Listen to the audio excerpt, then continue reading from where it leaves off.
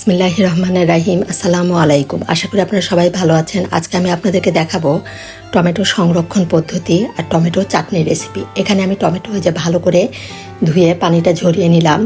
নিয়ে এখন একটা টিস্যুর সাহায্যে টমেটোর উপর যে পানিটা আছে সেই পানিটা ভালো করে মুছে নিব। মুছে নিয়ে টমেটোটা আমি টুকরো করে কেটে নিব। কিভাবে কাটবো সেটা আমি আপনাদেরকে একটা কেটে দেখাচ্ছি।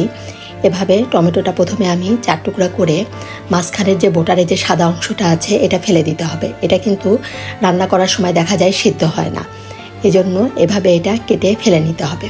কেটে ফেলে আমি এই টমেটোটাকে 6 টুকরো করে নেব। আপনারা আপনাদের পছন্দ মতো সুবিধা মতো টুকরো করে নেবেন। এখন আমি এই যে 6 টুকরো করে সব কেটে নিলাম। কেটে নিয়ে আমি 2 ঘন্টার জন্য এটা ডিপ ফ্রিজে রেখে দিব। এখন 2 ঘন্টা পরে আমি এই যে টমেটোগুলো বের করে নিয়েছি। এখন টমেটোগুলো আমি জিপলক ব্যাগে তুলে ডিপ ফ্রিজে রেখে দিব। এভাবে একটু 2 ঘন্টার জন্য ডিপ ফ্রিজে রেখে ফ্রোজেন করে নিলে দেখা যায় যে টমেটোটা একটার সাথে একটা লাগবে না। তখন আপনার সুবিধা মতো আপনি যে কয়টা লাগবে সে কয়টা বের করে নিতে পারবেন। এই যে আমি জিপলক ব্যাগে তুলে নিয়েছি। এখন আমি এটা ডিপ ফ্রিজে রেখে দেব। আর এখানে আমি এরকম ছোট টুকরো করে কেটে নিয়েছি। এটা আমি ব্লেন্ড করে নিব। টমেটো সংরক্ষণের ক্ষেত্রে অবশ্যই আপনারা একটু পাকা শক্ত ধরনের টমেটোটা ব্যবহার করবেন। আবার কাঁচা টমেটো দেখবেন সংরক্ষণ করলে সেটা কিন্তু সিদ্ধ হতে চায় না। এই যে আমি সব ব্লেন্ডারে বেশ ভালোভাবে ব্লেন্ড করে নিলাম। এভাবে টমেটো পেস্ট করে রাখলে এটা কিন্তু আমরা তরকারি দিলে তরকারি গ্রেভিটা খুব সুন্দর হয় এবং টমেটোর টেস্টও পাওয়া যাবে। পেঁয়াজ বাটা যেভাবে আমরা ব্যবহার করি ঠিক সেভাবেই আমরা এই পিউরিটা ব্যবহার করতে পারবো।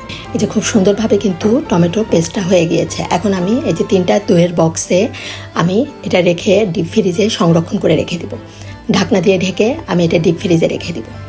এই যে হয়ে গেল আমার 2 রকমের টমেটো সংরক্ষণ পদ্ধতি। এখন কিন্তু বাজারে অনেক টমেটো পাওয়া যাচ্ছে এবং টমেটোর দামও কিন্তু খুবই কম। আপনারা ইচ্ছা করলে এভাবে টমেটো সংরক্ষণ করে সারা বছর খেতে পারেন। আবার সামনে রোজা আসছে, রোজাও কিন্তু এতে আমাদের খুবই কাজে লাগবে। এখন আমি এই যে টমেটো চাটনি বানানোর জন্য এখানে একটু পাকা তেঁতুলের ভিতরে সামান্য একটু পানি দিয়ে এটা ভিজিয়ে রাখলাম। এটা আমি পরে গুলিয়ে নিব। আর এখানে যে 1 কেজি টমেটো আমি ছোট টুকরো করে কেটে নিয়েছি চাটনি বানানোর জন্য। এখানে যে তেঁতুলের কাত করে নিয়েছি, এখানে নিয়েছি 2টা খেজুর আর 10টা কিশমিশ।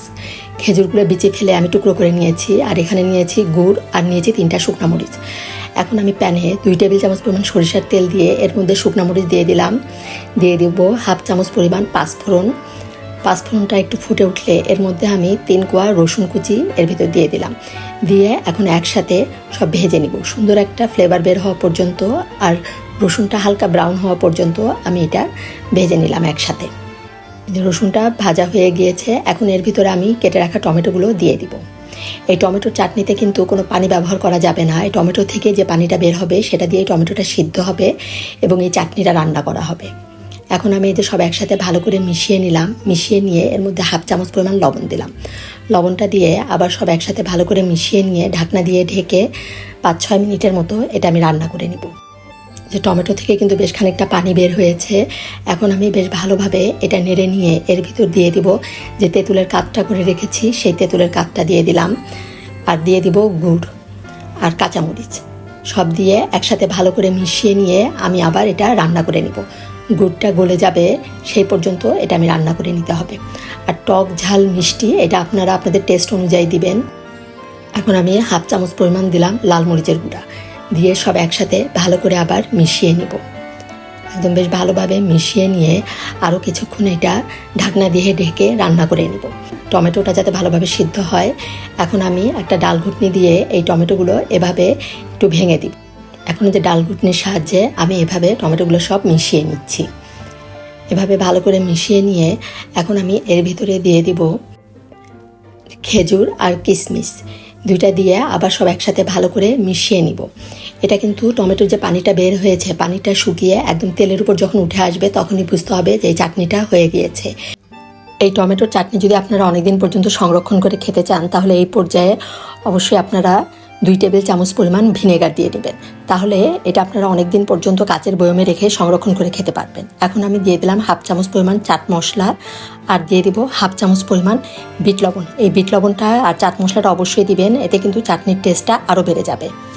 এই যে এখন আমি সব ভালো করে মিশিয়ে নিয়ে একদম উপরে তেল ওঠা পর্যন্ত এভাবে নেড়ে চেড়ে এটা আমি রান্না করে নেব। আর চাটনিটা আমি মিডিয়াম হিটে রান্না করছি। আর এই দেখুন চাটনির কালারটা কিন্তু চেঞ্জ হয়ে আসছে। এই টমেটো সংরক্ষণ পদ্ধতি আর টমেটো চাটনির রেসিপি যদি আপনাদের ভালো লাগে অবশ্যই একটা লাইক দিবেন আর আমার পাশে থেকে আমাকে এগিয়ে যেতে সহযোগিতা করবেন। এই যে হয়ে গেল আমার খুবই মজার টমেটোর চাটনির রেসিপি। আর এটা কিন্তু পোলাও, ভাত, খিচুড়ি, বিরিয়ানি আবার এমনি খেতেও কিন্তু খুবই মজা লাগে। ধন্যবাদ সবাইকে, সবাই ভালো থাকবেন। আল্লাহ হাফেজ।